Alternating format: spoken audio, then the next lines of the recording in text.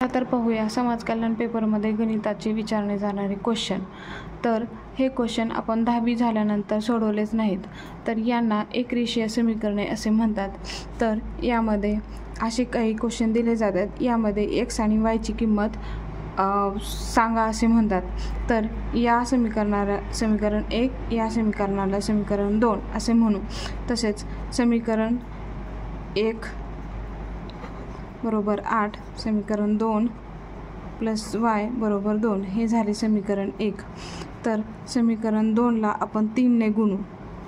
तसेच समीकरण 2 होईल 3 त्रिके 9 प्लस 3y बरोबर 3 दुनी 6। तर समीकरण 2 हे होईल। आपण तसेच 5x वजा 3y बरोबर 8। तर समीकरण 2 हे नवीन आलेले असेल 9x प्लस 3y बरोबर 6। तर या समीकरणामध्ये 3y वजा प्लस 3y हे कॅन्सल होईल। तसेच 9x प्लस 5x बरोबर 14x बरोबर 8 प्लस 6 बरोबर 14। तर x ची किंमत आली 14 डिवायडेड बाय 14। तर x बरोबर 1। तर x ची व्हॅल्यू आपण ही समीकरण 1 किंवा समीकरण 2 मध्ये ठेवू शकता। आपण ठेवूया समीकरण 1 मध्ये। तर 5x वजा 3y बरोबर 8।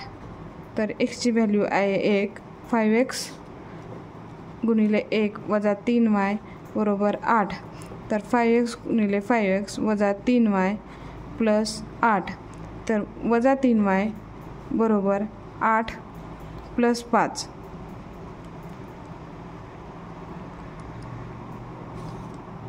3y बरोबर 8 आणि 5 13। तर y ची किंमत आली 13 डिवायडेड बाय 3 वजा। थँक्यू।